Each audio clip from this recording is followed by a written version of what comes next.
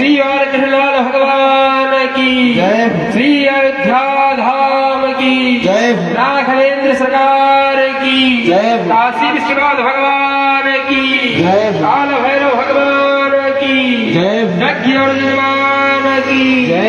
यज्ञ और भगवान की जय। यशोदानंदन लाला की जय। यशोदानंदन लाला की जय। वसुदेव लाल की जय। ओम नमः पार्वती पतये हर हर जिन भक्तों तक हमारी आवाज पहुंच रही है उन भक्तों से निवेदन करना चाहता हूँ कि अपने गृह कार्य को निवृत्त कर करके आप लोग कथा पंडाल में आने का कष्ट करें, क्योंकि तुलसीदास जी ने कहा है कि गृह कार्य नाना जंजाला। जब तक यह गृह कार्य है हम लोगों के पास, इसमें नाना प्रकार के जंजाल है, लेकिन सभी जंजालों का त्याग करके के हमको भगवान के पावन कथा में आना चाहिए। जिस उद्देश्य से हम इस पृथ्वी पर मनुष्य का रूप धारण करके आए हुए हैं, वह उद्देश्य हमारा सफल हो, वह कर्म हमारा सफल हो। उस कर्म को सफल बनाने के लिए हमें भागवत की चर्चा करनी चाहिए, भागवत को श्रवण करना चाहिए। तो ऐसा परम लाभ यदि आपको हमारे यजमान जी के द्वारा प्राप्त हुआ है, राम मूर्ति यादव जी के द्वारा, कि भागवत में गोता लगाने का अगर सौभाग्य आपको प्राप्त हुआ है महाराज, तो इस सौभाग्य को परम सौभाग्य मान करके समय अनुसार आप लोग आ करके और समय के अनुसार बढ़िया भागवत की कथा को श्रवण करें और अपने साथ साथ अपने बच्चों और अपने परिवार को धन्य करने के लिए भागवत में लाए और उनका भी जीवन धन्य बनाए।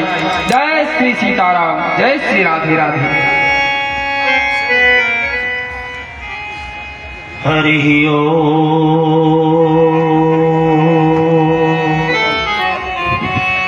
हरि ओम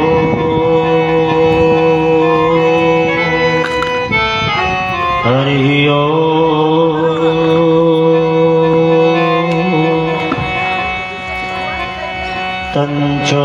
तञ्चोरावृणीमहे गातुं यज्ञाय गातुं यज्ञपतये दैवी स्वस्तिरस्तु नः स्वस्तिर्मानुषेभ्यः ऊर्ध्वं जिगातु भेषजं शन्नो अस्तु त्रिपदे चतुष्पदे रामाय रामभद्राय रामचन्द्राय वेदसे रघुनाथाय नाथाय सीताया पतये नमः कृष्णाय वासुदेवाय हरये परमात्मने प्रणतक्लेशनाशाय गोविन्दाय नमो नमः वासुदेवसुतं देवं कंसचारूणमर्दनं देवकी परमानन्दं कृष्णं वन्दे जगद्गुरो सच्चिदानन्दरूपाय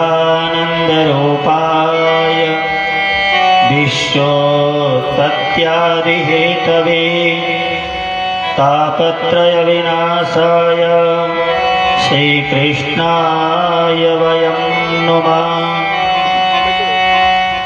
व्यासं वसिष्ठनक्तारं शक्ते पौत्रमकल्मषं पराशरात्मजं वन्दे सुकतातं तपोनिधे आचतुर्वदनो ब्रह्मा दिबाहो परो हरि अभाललोचनस्य शम्भो भगवान् बादरायण वंशी विभूषितकरार्णवनीरदाभा पीताम्बरादरुणबिम्बफलाधरोष्ठात् कोणेन्दुसुन्दरमुखादरविन्दनेत्रात् कृष्णात् परं किमपि तत्त्वमहं न जानामि जय जय श्री राधारमण,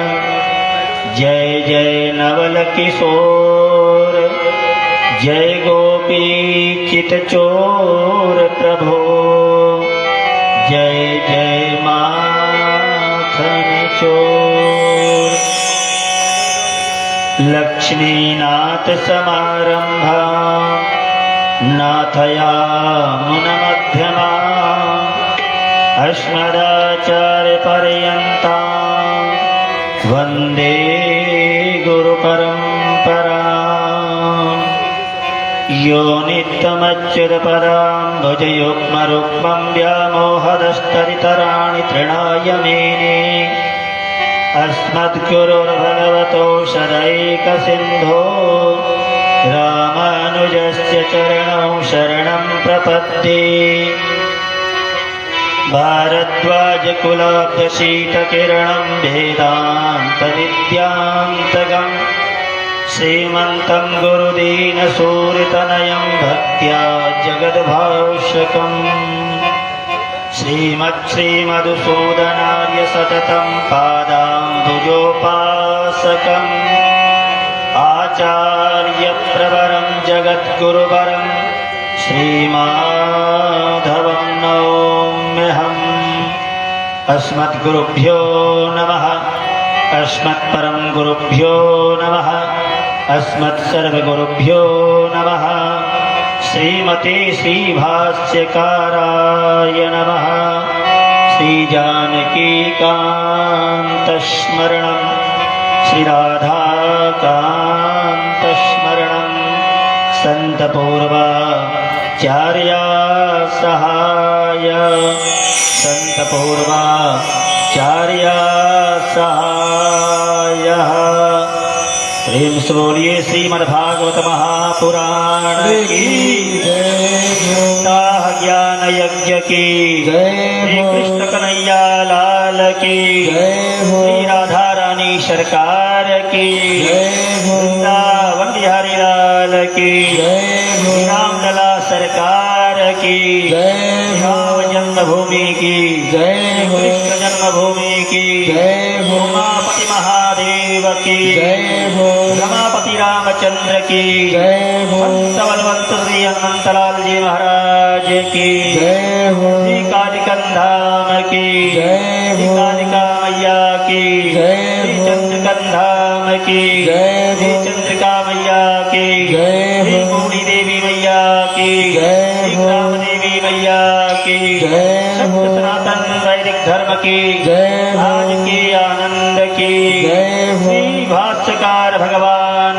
की जय, श्री सुखदेव भगवान की जय, श्री व्यास भगवान की जय, श्री सूत जी महाराज की जय, अपने अपने माता पिता की जय, अपने अपने गुरु महाराज की जय, भारत माता की जय, गौ माता की जय, जय जय श्री राधे।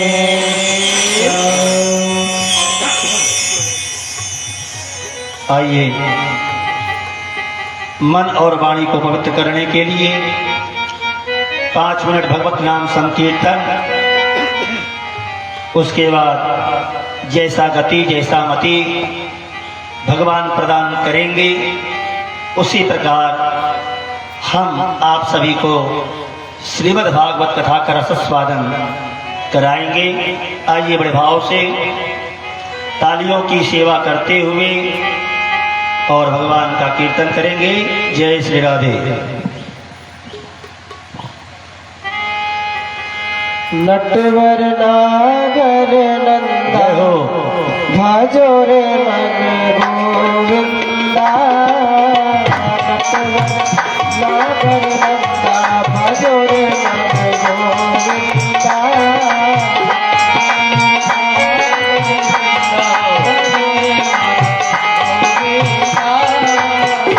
नटवर नागर नंदा भाजो रे मन गोविंदा।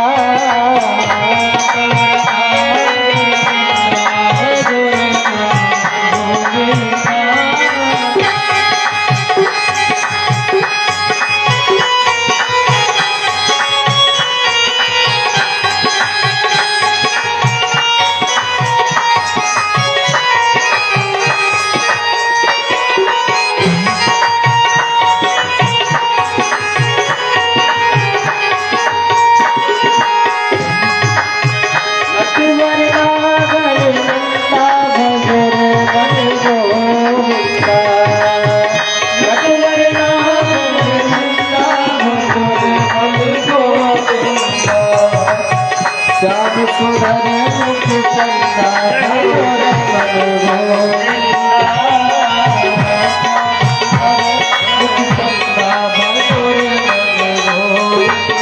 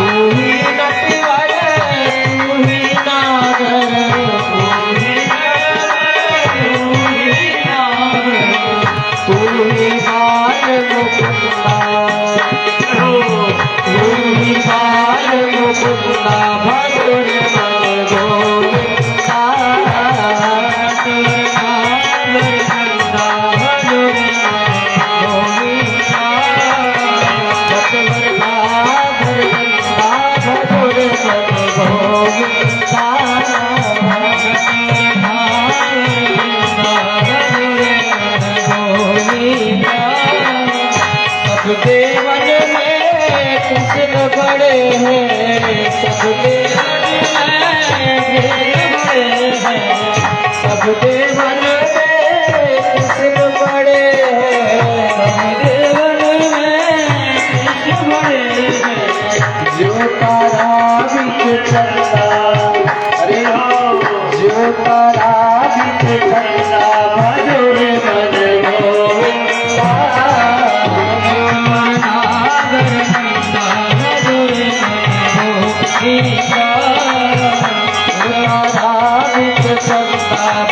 भजोरे नटवर नागर नंदा भजोरे गोविंदा नटवर नागर नंदा भजोरे गोविंदा नटवर नागर नंदा भजोरे गोविंदा।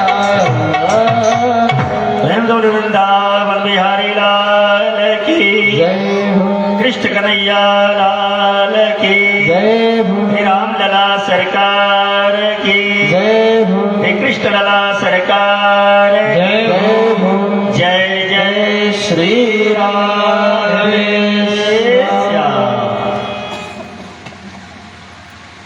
आनंद कंद परमानंद अखिल कोटि ब्रह्मांड नायक परात्पर परब्रह्म अकारण करुणा वरुणालय राजराजेश्वर गोप गोपेश्वर श्री राधा रमण बाधा हरण भगवान श्री कृष्ण कन्हैया लाल की इस वांगमयी प्रतिमा श्रीमद् भागवत महापुराण एवं श्रीधाम अयोध्या जी से पधारे श्री रामलला स्वरूप में भगवान श्री कृष्णचंद्र जी के प्रत्यक्ष स्वरूप को साष्टांग प्रणिपात करते हुए मंचस्थ विराजमान द्वय आचार स्वरूप ब्राह्मण देवतागण एवं वाद्य यंत्र पर विराजमान समस्त कलाकार भाई एवं सुंदर सुंदर पकवानों से सुसज्जित हमारे श्री मिश्रा जी, आप सभी को सादर जय श्री राम, जय श्री राधे, जय श्रीमन नारायण एवं मुख्य परिचित स्वरूप में विराजमान कौशल्या देवी जी एवं राममूर्ति यादव जी, उनकी धर्मपत्नी, उनके बेटे बहू एवं उनके जितने भी भाई हैं, बंधु हैं, सखा हैं, मित्र हैं, रिश्तेदार आदि और कथा पांडाल में समस्त भगवत वृंद तथा रसिक जन, श्रद्धामयी माताएं, बहनें, प्यारे छोटे बच्चे सभी के हृदय में विराजमान उस परम पिता परमेश्वर को प्रणिपात करते हुए सभी को सादर जय श्री राधे, जय श्री श्याम। जैसा कि विगत 4 दिनों से हम आप सभी को निवेदन करते आ रहे हैं कि मां कालिका की गोदी में हम सभी विराजमान होकर और श्रीमद् भागवत कथा का रसस्वादन प्राप्त कर रहे हैं। ये बड़ा सौभाग्य है। और श्रीमद् भागवत कथा सर्वत्र यत्र तत्र रघुनाथ कीर्तनम सर्वत्र हो रही है। और भागवत की कथा जितनी बार पी जाए उतनी बार कम है, क्योंकि कहा गया है पिबत भागवतम रसमालयम मुहुरहो रसिका भुवि भावुका। पिबत भागवतम रस आलयम, यहाँ मालय श्लोक प्रतिबद्ध करने में मालय का अर्थ हुआ है, लेकिन उसका जो शाब्दिक अर्थ निकलेगा वो आलय निकलेगा। तो जिसका लय कभी ना छूटे वही है आलय, जो लय से कभी टूटता नहीं है, चलते रहता है निरंतर धारा उसकी, उसी को कहते हैं आलय। और आलय का दूसरा शाब्दिक अर्थ क्या है? सरोवर भी होता है। ठीक, तो कहने का तात्पर्य बंधुओं, श्रीमद् भागवत महापुराण कोई साधारण ग्रंथ नहीं है। श्री वेदव्यास जी के द्वारा रचित और श्री सुखदेव भगवान के द्वारा गाया हुआ। ये सुखदेव भगवान, इनका सुख नाम क्यों पड़ा? जैसा कि मैंने प्रथम दिन निवेदन किया था कि सुखदेव भगवान का एक नाम और है ब्रह्मरात्र। ब्रह्मरात्र इनको कहा जाता है। और राजा परीक्षित का एक नाम और जो विष्णु रात के नाम से जाना जाता है। तो इनका सुख नाम क्यों पड़ा? तो हमारे आचार्य गण बताते हैं शुद्धम कायति गायति इति सुखः। जो भागवत का सुंदर सुंदर गान करे, कहीं कोई त्रुटि ना करे, उसी को सुख कहते हैं। और जो इसको धारण करे उसको सुखदेव कहते हैं। बोले सुखदेव भगवान की।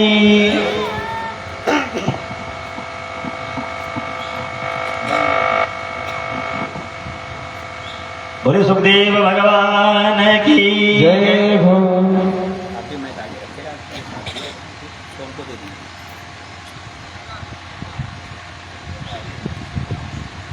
तो कल की सत्र में हमने कथा कहाँ तक श्रवण की थी? आज तो सभी को पता होगा, पता है ना? कितने लोगों को पता है? हाथ हिला दीजिए थोड़ा सा। हमको पता है, हमको पता है, हमको पता है। कहाँ तक? भगवान कृष्ण के जन्म तक, है ना? भगवान कृष्ण लल्ला स्वरूप में प्रकट हो गए थे। उत्सव तो आज मनाया जाएगा। तो श्री सुखदेव भगवान जी राजा परीक्षित को बतला रहे हैं कि वसुदेव जी नंद बाबा के घर रात्रि में गए थे। 12 बजे रात में जमुना जी की कलकल धारा, जमुना जी भगवान का सुंदर दर्शन करने के लिए ऊपर उठती हुई बहती हुई नजर आ रही हैं। भगवान ने सोचा मेरे पिताजी तो जय सिया राम हो जाएंगे, जमुना जी बढ़ जाएंगी। तो भगवान ने अपने पैर को बढ़ा कर दिया और जमुना जी ने भगवान के चरणों तक ले करके फिर समतल हो गई। तो नंद बाबा के घर पहुंचे वसुदेव जी। उसी समय योग माया एक कन्या के रूप में जन्म ली हुई थी यशोदा मैया के गर्भ से। नंद बाबा को सारा समाचार वसुदेव जी ने बतलाया और बतलाने के बाद कन्या को वापस उसी सूप में रखा और भगवान कृष्ण को वहां लेटा करके वापस आप कारागार में आ गए। तो इसको श्री सुखदेव भगवान अपने श्लोक में बताते हैं क्या? बहिरन्तःपुरद्वारा शर्वा पूर्ववदावृता ततो बालध्वनिं श्रुत्वा गृहपाला समुत्थिता। जब कन्या को लेकर के आए वसुदेव जी कहाँ? मथुरा में। तो पहले भगवान आए थे तो सारे बंधनों को भगवान ने तोड़ दिया था, तोड़ा था ना?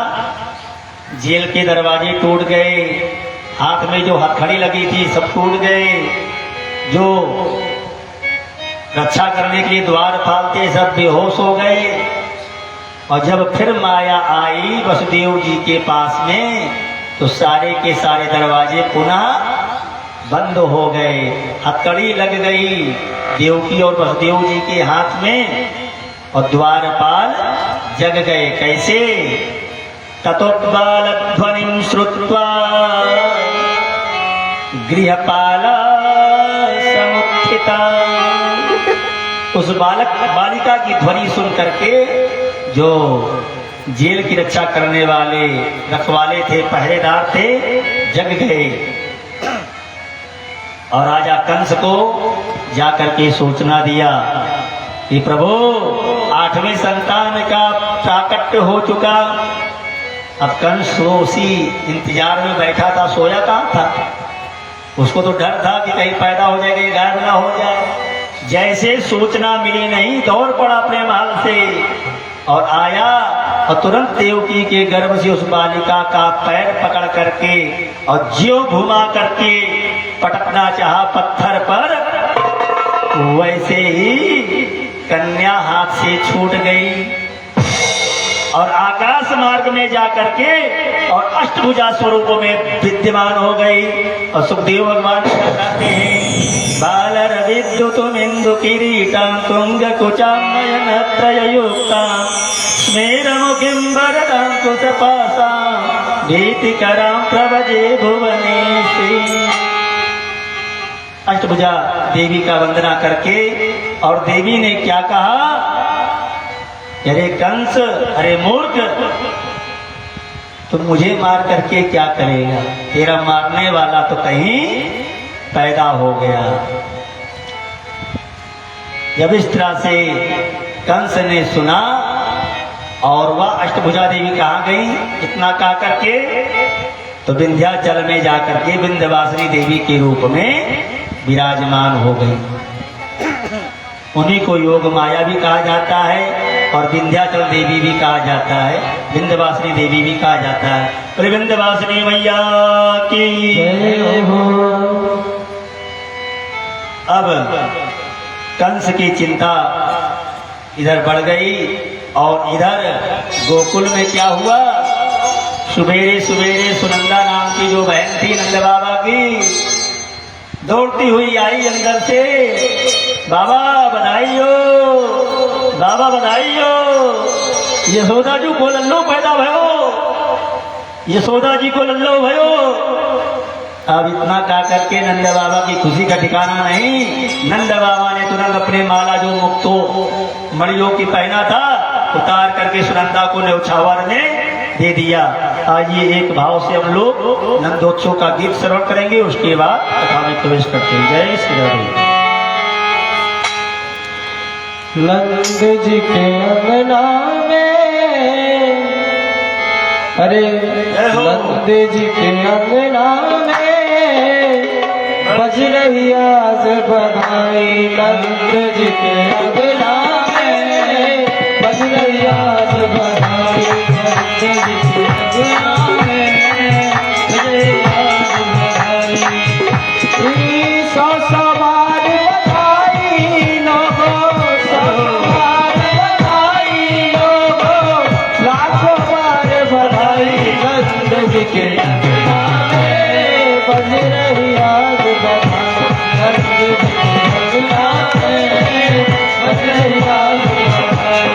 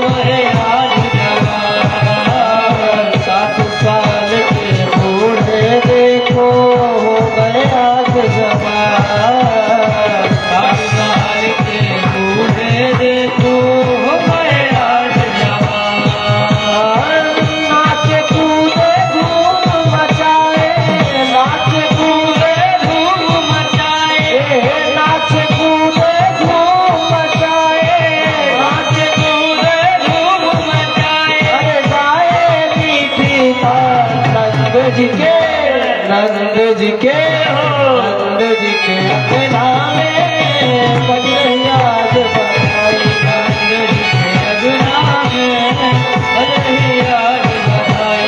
नंद जी के अंगना में बज रही आज बधाई। नंद जी के अंगना में बज रही आज बधाई।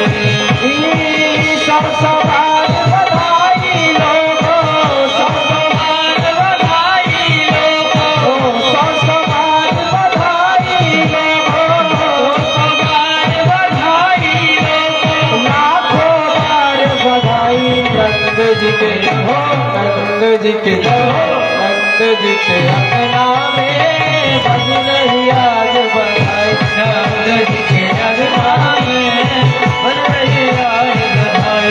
नंद जी के अंगना में बज रही आज बधाई। नंद जी के अंगना में बज रही आज बधाई। नंद जी के अंगना में बज रही आज बधाई। नंद जी के अंगना में बज रही आज बधाई। बोले कृष्ण के ओम, बोलिए नंद के लल्ला की जय हो। यशोदा के लल्ला की जय हो। बधाई मतलब क्या होता है जानते हैं? कुछ दिया लिया जाता है, बधाई मतलब यही होता है हम आपको दे आप हमको दे। बधाई का मतलब यही होता है ना। तो बंधुओं, ये सुखदेव भगवान सुंदर व्याख्या करते हैं कि नंदोत्सव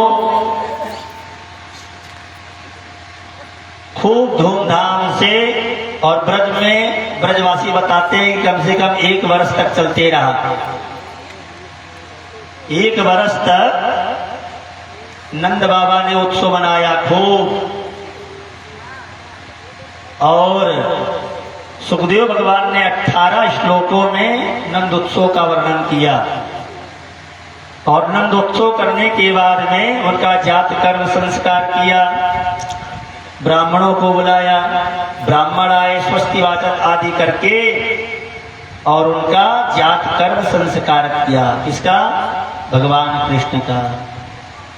नंदोत्सवात्मजा उत्पन्ने जाता लादो महामना आहूय विप्रान वेदज्ञा नाता सुतिलं कृता। नंदस्वात्मज उत्पन्न, नंद के घर में आने से नंद बाबा को ज्यादा लादो, आह्लाद खूब हुआ, उत्सव खूब हुआ उनके मन में। इतना प्रसन्नता हुई नंद बाबा को, इतना प्रसन्नता हुई, यो बहाना ढूंढने लगे कि कैसे कन्हैया का जन्मोत्सव मनाया जाए। कन्हैया आंख बंद करे तो उत्सव मना दे, ब्राह्मणों को बुलावे, स्वस्ति वाचन करावे, खूब मिठाई बंटवावे, खूब मालपुआ बंटवावे, बस बहाना मिलना चाहिए। और ब्राह्मणों को उन्होंने क्या दिया?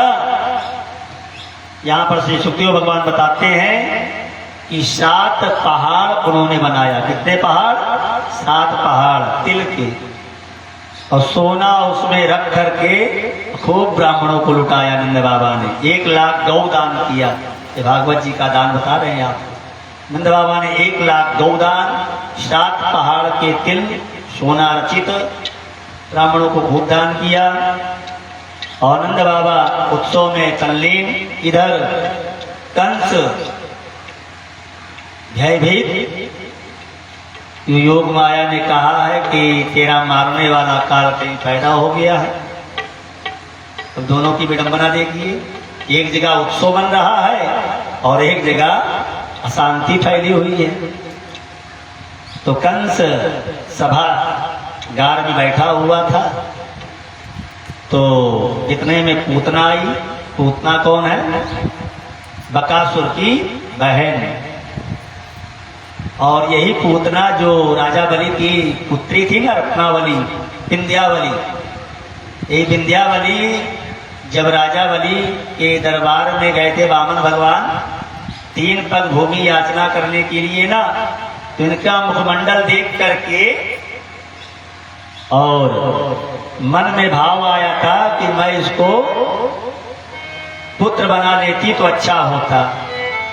भगवान ने कहा ठीक है, तेरी कामना मैं पूरी कर दूंगा। फिर जब राजा बलि को भगवान ने संकल्प करवा करके जब पूरा नाप लिया, विंध्यावली ने क्या कहा, ये तो क्रूर है, छड़ करके मेरे पिताजी को ठग लिया, ऐसे बालक को तो विष दे करके मार देना चाहिए। तो भगवान ने कहा, हे विंध्या, मैं तेरा ये भी मतलब वरदान पूरा करूंगा। द्वापर में कृष्ण में जब जन्म लूंगा, कृष्ण अवतार में तो उस समय जो है आप पूतना बन करके आना, तो मैं दूध पीऊंगा, फिर विष पीऊंगा, सब तुम्हारा पूरा कर दूंगा। तो वही पूतना यहाँ पर बन करके आई। कंसेन प्रहिता घोरा पूतना बाल घातिनी शिशुंचचार निघ्नन्ति पुरग्राम व्रजादिषु। कंसेन प्रहिता घोरा पूतना बाल घातनी। कंस ने पूतना को आदेश दिया कि जितने भी 1 महीना 2 महीना यहाँ तक कि 6 महीना तक के जितने भी बच्चे तुम्हें मिले, इस पूरे मथुरा जिले के अंतर्गत सारे बच्चे को मारते जाओ, कोई बचना नहीं चाहिए। इसलिए सुखदेव भगवान ने इसका नाम क्या रखना, नाम क्या रखा, पूतना बाल घातिनी। पूतना का अर्थ पूतना, किसी का पूत है ये नहीं है, इसका पूत है ये नहीं है, तो ये पूत को मारना तो निर्वंशी कहलाता है और कुछ कहलाता है, इसलिए इसका नाम पूतना ही भी पड़ा। आगे पूतना जब चली कहा मथुरा से, तो नंद बाबा के घर में उत्सव बन रहा था। अब नंद बाबा के घर में उत्सव मना और ये भी बढ़िया 16 श्रृंगार करके पूतना और पहुंची नंद बाबा के आंगन में। जैसा कि मैंने निवेदन किया आप सभी से कि नंद बाबा तो खोजते रहते थे उत्सव कैसे मनाया जाए, उत्सव कैसे मनाया जाए। तो उत्सव चल रहा था, क्यों, भगवान सो गए थे, सोए हुए पे उत्सव बन रहा है। तो चुपके से जा करके और जहां पे भगवान विश्राम किए हुए थे घर में, वहां से जाकर के पालने से पूतना ने भगवान कृष्ण को उठा लिया गोद में और उठा करके धीरे से बाहर निकल गई। तो भगवान ने जब पूतना भाई उठाया तो भाई भगवान का नेत्र खुल गया। जब भगवान ने नेत्र खोला तो पूतना को देख करके फिर आंख को बंद कर लिया। अब ये बताइए आंख को क्यों बंद कर लिया? भगवान को आंख बंद करने की क्या आवश्यकता, कोई आवश्यकता है? तो हमारे आचार्य संत का भाव, पहला भाव कि पूतना को देख करके भगवान ने आंख इसलिए बंद किया कि मन ही मन भोलेनाथ बाबा को याद कर रहे हैं कि प्रभु हम तो आए हैं माखन मिश्री खाने और ये हमको पहले आ गई ये विष खिलाने, तो प्रभु आप आ जाओ, विष का पान आप कर लो और दुग्ध का पान मैं कर लूंगा। दूसरा भाव संत का कि आई है वात्सल्य प्रेम के कारण। क्या करने आई थी? दूध पिलाने आई थी ना। तो दूध कौन पिलाता है? माँ पिलाती है। और दूध निकलता कैसे है? वात्सल्यता से निकलता है, बच्चे के प्रेम में निकलता है ना।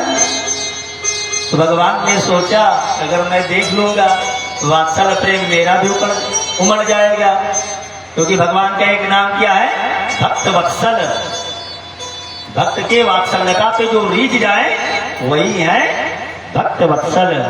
और माँ ये वात्सल्यता की मूर्ति, तो दोनों आपस में टकरा जाएंगे तो प्रेम प्रेम में गद्दारी होगा, मित्र द्रोह होगा, वात्सल्य द्रोह होगा। भगवान ने नेत्र को बंद कर लिया। तीसरा भाव संत लोग बताते हैं कि भगवान ने नेत्र को इसलिए बंद कर लिया कि भगवान ने कहा, सोचा मन में कि मेरे शरण जो आता है मैं उसको बड़े से बड़े पापी को भी मुक्त कर देता हूँ और मेरी आंख खुला रहेगा तो मुझसे देखा नहीं जाएगा, इसके प्राण को मैं नहीं हर पाऊंगा। ये तीसरे भाव में संत ने बताया कि भगवान ने अपने नेत्रों को बंद कर लिया और जब ये बाहर निकल गई तो अपने अस्त्र को निकाल करके भगवान के मुख में डाल दी। और जब डाल दी तो भगवान ने क्या किया, जोर से पकड़ करके और पीने लगे। भाई दूध जब तक रहेगा तब तक तो ठीक लगता है, लेकिन जब दूध खत्म हो गया, जब भगवान रक्त पीने लगे तो क्या कह रही है, सामुंच मुंचालमिति प्रभासिणे निष्पीड्यमानाखिल जीववर्मणि विवृत्त नेत्रै चरणो भुजो प्रासिन्न गात्रा क्षिपतिरुरोधः। क्या कही, सामुंच मुंचालमिति प्रभासिणी। छोड़ दे छोड़ दे छोड़ दे। मुंच का मतलब होता है मुंच मुंच, छोड़ दे छोड़ दे, है? तो उतना कार्य छोड़ दे छोड़ दे। ये भगवान कहाँ छोड़ने वाले हैं, छोड़ने वाले हैं।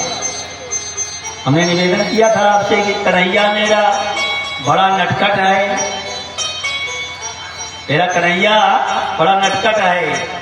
इसलिए सुखदेव बाबा कहते हैं, वरहा पीडम नटवर बपू, नटवर बपू का संज्ञा दिया इसको सुखदेव भगवान ने, भगवान कृष्ण को नटवर बपू, जो नटों के नट है। ऐसे नटवर जब हमारे अंतःकरण में प्रवेश करते हैं तो निकलते जल्दी नहीं है। उतना कह रही है छोड़ दे छोड़ दे, तो भगवान ने कहा छोड़ूंगा नहीं। और भगवान ने कस के उसके रक्त को पी करके और उसके प्राणों को पीने लगे, छटपटाने लगी और छटपटा करके अपने स्वरूप में जब आई तो विशाल का स्वरूप हो गया।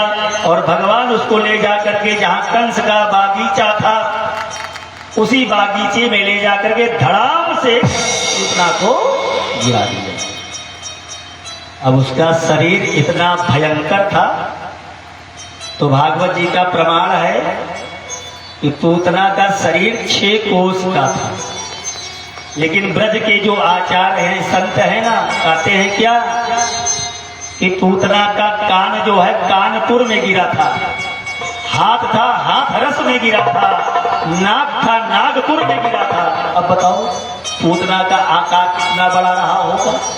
कानपुर कहाँ है, हाथरस कहाँ है, कंठ आगरे में गिरा था, आगरा कहाँ है। लेकिन भागवत जी का जो प्रमाण है वो 6 कोस का है। और 6 कोस का मतलब क्षेत्र 18 किलोमीटर लंबी पूतना थी। अब आप सोच लीजिए 18 किलोमीटर लंबी इतनी बड़ी पूतना पे भगवान जब गिराए तो भगवान उसके वक्षस्थल पे खेल रहे हैं। और भगवान का श्याम सुंदर शरीर जैसे उस पूतना के गले में नीलमणि के समान चमक रहे हो। बोलिए पूतना भंजन भगवान की जय हो। भगवान ने पूतना का वध किया और जब धड़ाम से गिरी तो नंद तो रुक गया। कहीं आवाज कहां से आ गई, तो आवाज कहां से आ गई, जब दौड़े तो सखियों ने देखा कि रे बाप रे बाप, बड़ा भयंकर राक्षसी मरी पड़ी है और कन्हैया मेरा उस पे खेल रहा है। तुरंत सीढ़ी मंगाया गया। अब बताइए उस पे चढ़ने के लिए, शरीर पे चढ़ने के लिए सीढ़ी मंगाया गया और सीढ़ी पे चढ़ करके गोपी गई और कन्हैया को लेकर के नीचे उतरी है। तो सुखदेव भगवान राजा परीक्षित को बतलाते हैं कि पूतना की कथा और पूतना का जो चरित्र है अगर हम अपने जीवन में श्रवण करते हैं तो भगवान अनायास ही हमें सद्गति प्रदान कर देते हैं। क्योंकि इसी श्लोक को सुन करके मैं परमहंस का रास्ता छोड़ करके और भागवत का ग्रंथ अध्ययन करने के लिए आया था। अहो बकीयम स्तन कालकूटम जिंघांसया पायरप्य साध्वी लेवे गति धातृचितांतोन्या। जो भी गति आपने किसको दिया? माँ यशोदा को दिया था, जो माँ कौशल्या को दिया था आपने, वही गति आपने इस पूतना को दिया। ऐसे विलक्षण, ऐसे जो है कृपावान, धैर्यवान, भक्तवत्सल भगवान जो है वो जो है आपको अनायास ही सद्गति प्रदान कर देते हैं। और इसी को गोस्वामी बाबा जी क्या लिखते हैं? गोस्वामी बाबा जी का चरित्र आपने देखा है। गोस्वामी बाबा जी ने 7 कांड लिखे। 7 कांड है ना? श्री रामचरितमानस में कितने कांड है? 7 कांड। बाल कांड, अयोध्या कांड, अरण्य कांड, किष्किंधा कांड, सुंदर कांड, लंका कांड, उत्तर कांड, 7 कांड है। और 7 कांड में गोस्वामी बाबा जी ने लिखा क्या लिखा? सिय रघुवीर विवाहु जे सब प्रेम का वही सुनही, तिन कहूँ सदा उछाहू मंगला यतन राम जसु। सब कांड में तुलसीदास जी ने अपना मोहर नहीं लगाया, लेकिन अयोध्या कांड के अंतिम चौपाई, अंतिम सोरठा में गोस्वामी बाबा जी ने क्या कहा? भरत चरित करि नेमु तुलसी जो सादर सुनहि, सिए राम पद प्रेम अवसि होई भव रस विरति। गोस्वामी बाबा जी ने क्या कहा कि जो भरत चरित्र को प्रेम से सुनता है, जो प्रेम से ग्रहण करता है, सिए राम पद प्रेम, सिए राम जी की भक्ति प्रेम अनायास ही प्राप्त हो जाता है। क्योंकि गोस्वामी बाबा जी ने भरत जी को अपना आदर्श माना है और भरत जी का चरित्र अनुसरण योग्य है। तो गोस्वामी बाबा जी ने कहा कि अगर आप भरत के चरित्र को श्रवण कर लेते हैं, अपने जीवन में उतार लेते हैं, तो सिए राम पद प्रेम, राम जी का प्रेम और राम जी का वात्सल्यता आपको अनायास ही प्राप्त हो जाता है। और इधर सुखदेव भगवान क्या कहते हैं राजा परीक्षित को? जो पूतना के चरित्र का अनुसरण कर लेता है वह भगवान का परम वात्सल्यता प्राप्त करता है। और आगे इसी क्रम में भगवान ने तृणावर्त मोक्ष किया, शकटासुर उद्धार किया। ये शकट कौन था? ये हिरण्याक्ष का पुत्र था और ये लोमस ऋषि के श्राप के कारण राक्षस बन गया था और शकट का अवतार हुआ और शकट में आकर के बैठ गया। शकट किसको बोला जाता है?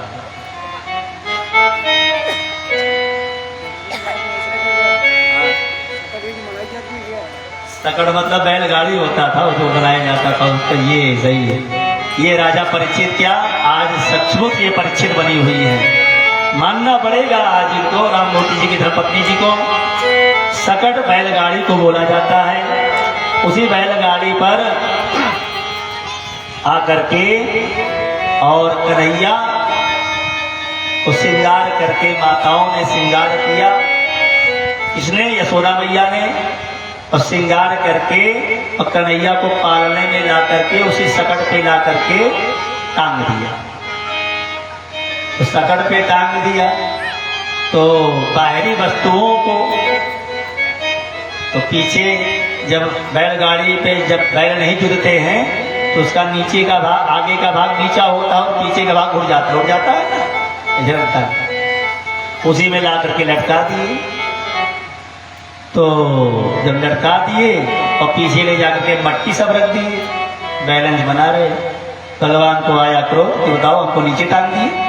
तो भगवान ने अपने अंगूठे से एक तो खाली झटका ही दिया, इतना दर करके सकटा भंजन हो गया। बोले सकटासुर भंजन भगवान की जय हो। भगवान ने शकट का उद्धार किया। उसके बाद एक दिन माँ यशोदा बच्चे को उछाल रही थी, ऐसे उछाला जाता ना, तो बच्चे खिलखिला के हंसते हैं। उछालिए ऊपर, फिर पकड़िए, फिर उछालिए उछालिए, तो बच्चे खूब हंसते हैं। जब बच्चे खूब हंसते हैं तो भगवान ने कहा, हे माँ थोड़ा और ऊपर उछालना, आकाश मार्ग का भी हम दर्शन करके आ जाए। तो यशोदा मैया ने कहा, इतनी ताकत नहीं कि तुझे मैं आकाश में उड़ा सकूं, अरे जितना ताकत बस उतना ही उड़ा रहा हूं। तो यशोदा मैया उछाल रही थी, भगवान कृष्ण खेल रहे थे। तब तक भगवान ने देखा क्या कि तृणावर्त नाम का एक राक्षस जो बवंडर का रूप लेकर के आया और आकाश में ऐसे भंवर के तरीके घूम रहा था। तो भगवान ने कहा, इसका भी उद्धार करना है। माँ से कहा, माँ तुझे कुछ काम नहीं है, तुझे नीचे तो उतार दे। तब तक देखी क्या कि घर में कुछ काम है, भगवान को छोड़ी पालने पे चली गई अंदर। तब तक तृणावर्त नाम का जो राक्षस था भगवान को आकाश में उड़ा ले गया और भगवान ने उसका भी उद्धार किया। बोले बाल कृष्ण लाल की जय हो। आगे इसी क्रम में भगवान ने एक दिन मिट्टी की लीला की। किसकी लीला की?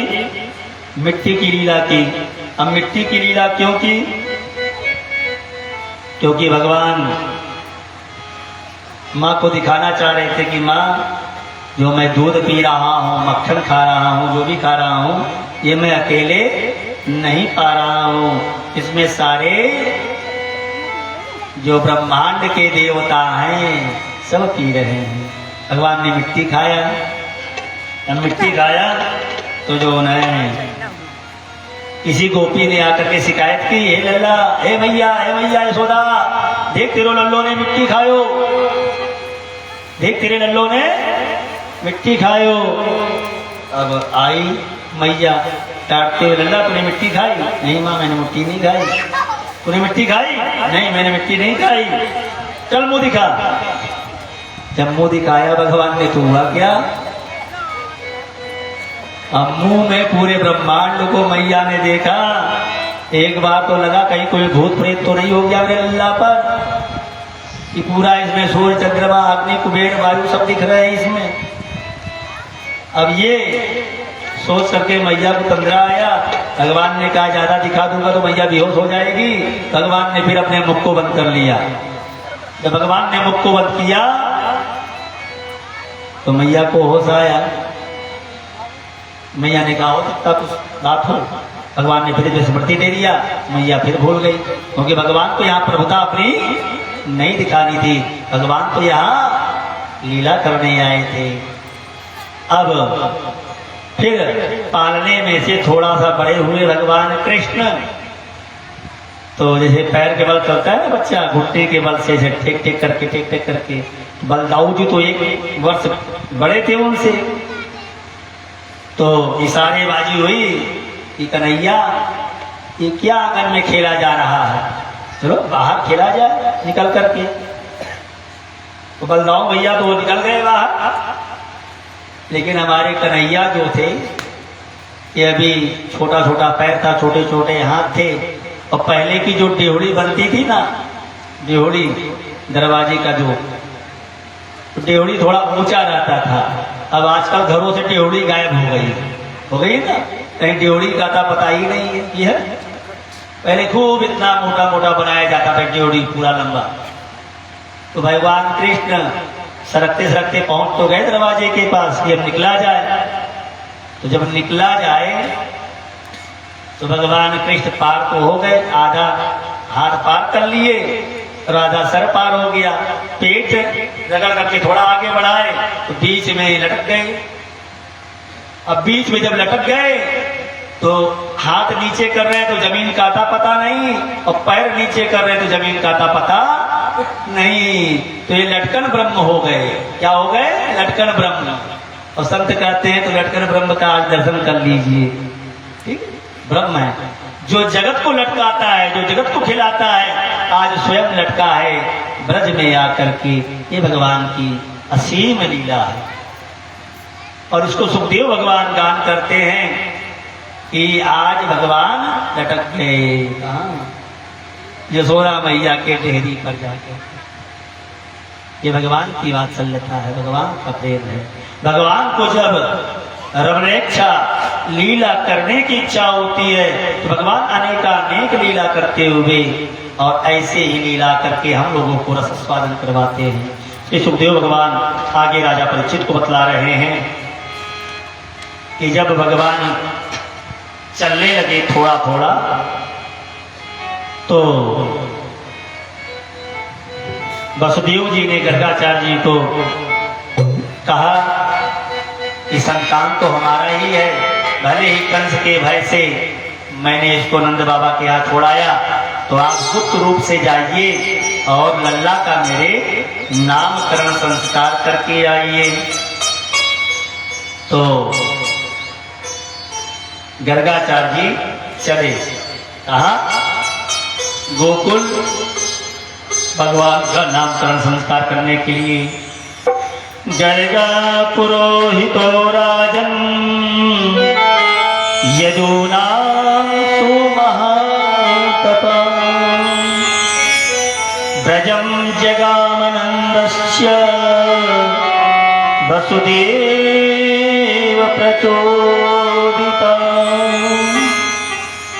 वसुदेव जी ने श्री गर्गाचार्य जी को कहा कि जाकर के और कन्हैया का नामकरण संस्कार करके आइए।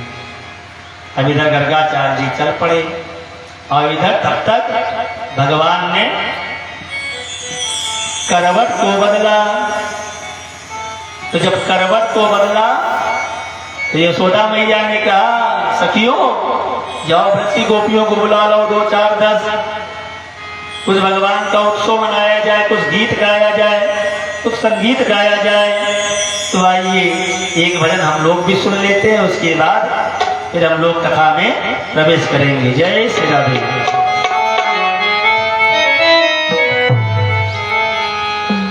आज नंद द्वारे बधैया बाजे, आज नंद द्वारे बधैया बाजे,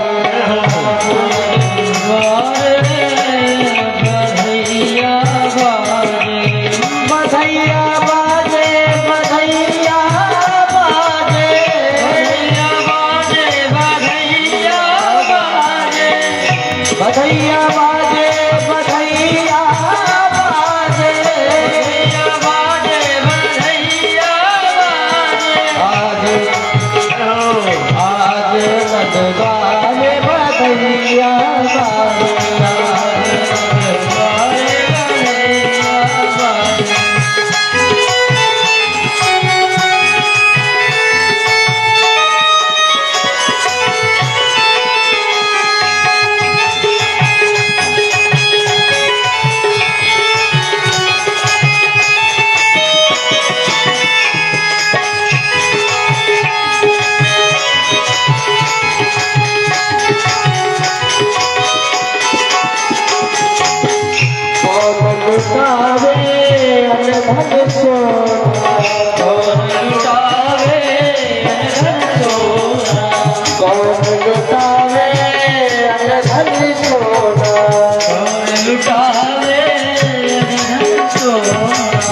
कौन